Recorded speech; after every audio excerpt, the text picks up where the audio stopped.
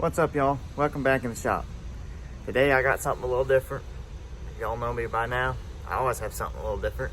But you can see in the background here, I got a lot of handmade tools, things I put together for particular uses, or maybe just because I didn't want to pay tool truck prices for good quality tools. I'm going to kind of go over all the different processes I used to put these together, what materials I used, what they're made for, and all that. So let's get into it here. All right, so this is what we got here. Most of these are self-explanatory. This is obviously a long pry bar, about 4 feet long. Piece of high carbon steel rod. It's like a weightlifting bar or something of that nature, not for sure on that. And a jack handle that I shoved on there and welded it on because the bar itself was not long enough. It's been really stout. I haven't been the jack handle yet, so I've been using it for quite some time and it's held up really well. This right here is obviously another pry bar. It's roughly two and a half feet, maybe not quite 2.5 feet, but over 2 foot for sure. This rod is a piece from a truck mud flap spring. I'm sure you have seen the mud flap springs, and that curve right there is right where it starts to do the circular for the spring part. And I already had the curve. I did have to heat it and do a little adjusting of the curve to match the angle I wanted, and flatten it and all that, and then retemper it. Just welded a piece of pipe on the end of it, had a piece of hose that slid on there. It was brightly colored, turned out really nice. I've been using that for a long time, and it's been through the paces and it's not bent, or it doesn't really flex. It's big enough square and all that. Next on the list, this little tool here, which is basically a modified tire iron that is now a pry bar that you can put a 1/2 inch ratchet or breaker bar on. And if you recognize this, I think it's probably from a GM. I cut it. It normally goes over and has the hex for the lug nuts. I cut it off, modified the square to fit a 1/2 inch ratchet or breaker bar, so you can kind of adjust it wherever you want. It's kind of like a excessively glorified lady's foot. Next we got slide hammer. It's pretty straightforward as far as that. I have this tapped 10 millimeter, I think it's 10 millimeter or 1.5 thread, just your coarse metric 10 millimeter. And I just tapped it that thread because that's a really common thread in the shop of automotive. And I welded a nut of that size to one of my vice grip ends on the thread part. That way I can use it on the vice grips and pull seals and all that stuff. Piece of a ratchet handle, threaded rod, big nut that I ground out to fit on there to make a nice handle. This right here is actually a section from the inside of a transfer case shaft. It had a unique shape to it, and I liked how it looked, and I cut each end off, and it already had the hole through the center for an oil port. I'm probably going to cut this lip off at some point because it's a little rough on your hand, because you all know you can grab it, whack it, and if it doesn't come free, it jerks it pretty good, and it's a little bit rough on your hand. Next we have some pretty simple spring compressors that don't really work worth anything except for to hold a spring.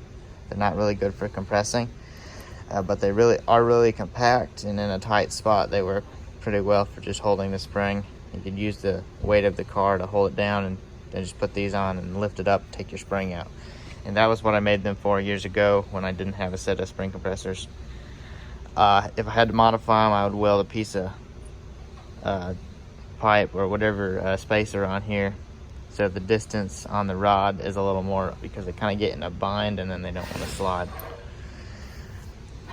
This right here is a socket that is made for loosening all of the barrel bongs, or the barrel plugs, on both plastic and metal 55-gallon barrels.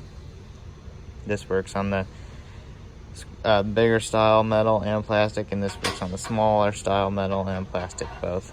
And It originally started as a 3/8 socket. You can still see the hex in the center there. And these were two nuts. This was a CV axle nut. I don't remember what this one was for, but I notched them and made them fit to that. This right here is a spanner tool that was used for taking off a prop nut on a Mercury boat motor. I couldn't tell you what model. I've only used it once. I made it for a specific application and it worked very well, and it's been sitting in my box ever since. It's just 3 split pins, a hole to put a rod, or use this with a pin, and that will wrap around like so. You can just put a little pin through the hole to turn it. This right here I originally made for turning impact sockets. I can kind of show you if I can get one out of here. So all impact sockets have the hole in there, and I have since lost the pin, but I needed basically a pass-through socket set, and you just get a little drill bit or a pin and stick it through the chain into the hole, and you can basically make a pass-through socket set. And back when I was into more woodworking, it's a solid oak handle on that.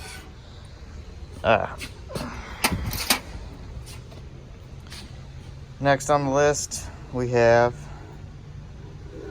wrench extender, and there is a video on my channel, one of the first videos I uploaded actually, of me building this out of a lawnmower blade, another piece of a jack handle, and we cut the whole square in it, bent this and retempered it and all that.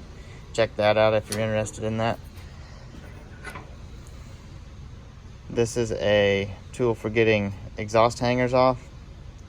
Originally started as a oil filter wrench, and this is just a piece of, I believe it was sway bar link rod that I built that out of, and this is actually a piece of a leaf spring shackle. Just stuff I had laying around, cut it out and welded it together. That right there definitely needs to be retempered.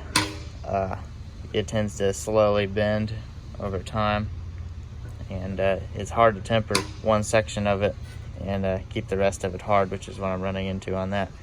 But it's been used quite a bit, and it's bent maybe 1/8 of an inch, so it's not just too bad. We got this hook here, which is made for hooking on the bottom of a control arm. You can stick the pry bar through it like that at the end of the control arm, and basically use it as a pivot point, so you can pry the control arm down if it doesn't have a hole to stick a pry bar through. If you're like putting ball joints or pulling it out of the bottom of the knuckle or anything like that. That's actually made out of a piece of a coil spring. I heated it, bent it to that shape, and rehardened it.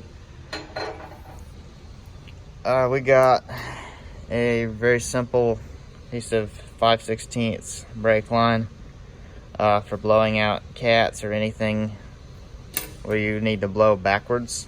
You just shove it in there and it just redirects the air. This right here was my first tool I made for doing drum brakes. You can see it looks basically just like a drum brake tool. This right here was originally made to push the spring down the rod and onto the center pin, and then the little hook there was made for pulling the springs off, flat for prying. It did work very well, but I since came across the right tool for it, and that has not been used in a lot of years. Plus there's not very many drum brakes out there anymore. But this right here is made for cleaning out cat converters. And yes, I realize it's probably against the law in a lot of states, but for testing purposes, if you have one that you think is plugged up and you just want to clean it out real quick, or if you know it's plugged up and you need to get from point A to point B with a vehicle, it works really well. You just put a 1/2 inch extension on it, put it in an impact, put it in there, let it eat all the way through, and then the centrifugal force from the chains will just completely demolish the inside, and it works very well and very quick. This right here is pretty simple.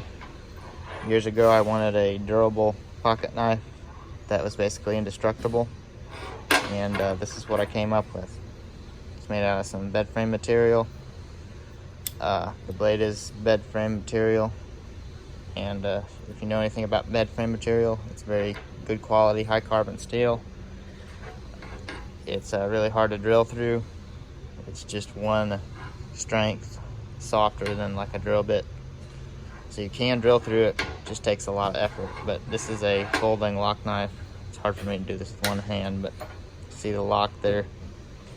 I mean, it's pretty solid. The blade definitely needs to be reworked and redesigned a little bit, but as far as an all steel knife, the pins are flesh. In there you can kind of see those. Definitely turned out exceptional. And you just, if I can do this with one hand, push the lock in just like any other knife. And you're probably not gonna be able to see this, but there's a, you can kind of see the round wire spring in there. That spring is actually from one of the coil springs out of a mattress. I had a whole bunch of them at one point. A good quality spring steel wire in it, spring loaded, and it sucks itself right in. There's the locking part. You see it runs right across the back.